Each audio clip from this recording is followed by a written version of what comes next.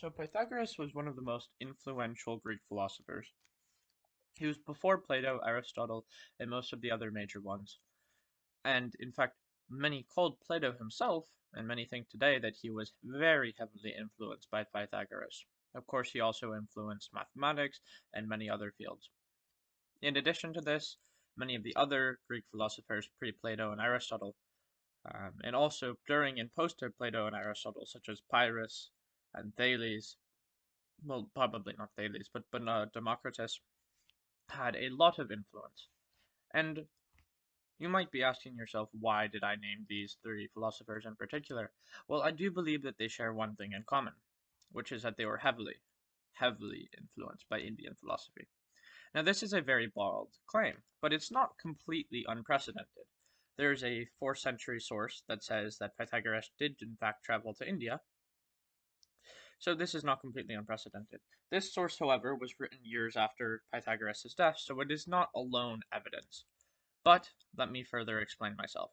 The current theory goes that Pythagoras either traveled to Egypt or somewhere thereabouts, where they had the presence of a concept of an eternal soul. Now, this does explain parts of Pythagoras' philosophy, especially that of the soul, and also partially that of mathematics, as there was predecessors to the Pythagorean theorem in these areas, but it does not explain two important parts. One, the concept of reincarnation, and two, the concept of animals having souls, and also vegetarianism by that nature.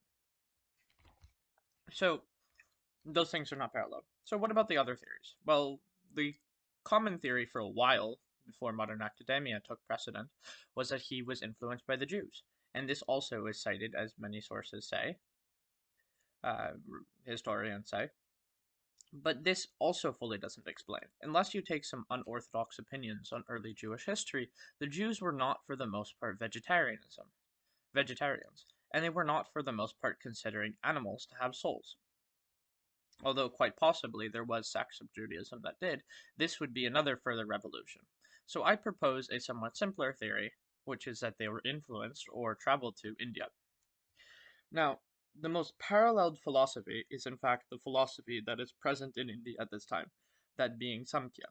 And Samkhya believed in an eternal soul uh, that may or may not be present in all things, and it also oftentimes manifested in a vegetarian way. We do not know whether the founder himself was vegetarian, but regardless. So, what else? Well, Pythagorean theorem actually does have a predecessor in India, this being the special circumstance of the square Pythagorean theorem. Uh, so this also is parallel.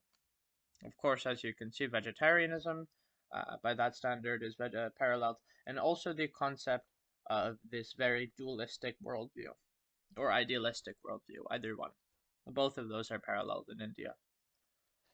So what about some other philosophers? Well, Democritus, the atom guy, is thought to have first theorized the atom. Vaisheshika philosophy, Vaishesh literally meaning particular, had theorized the particle hundreds of years before this. And this brings up an interesting pattern.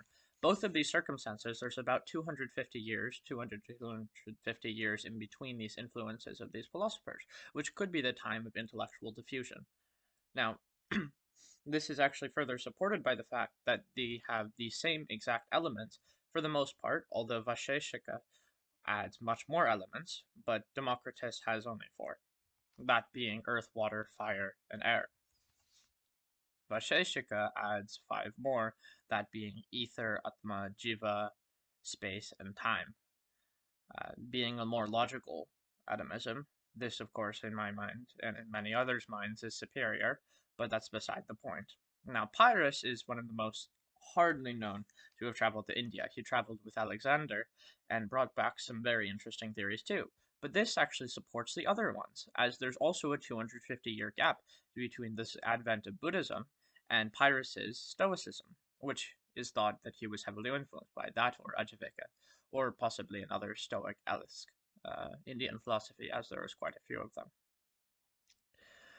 But regardless, this supports the 250-year gap.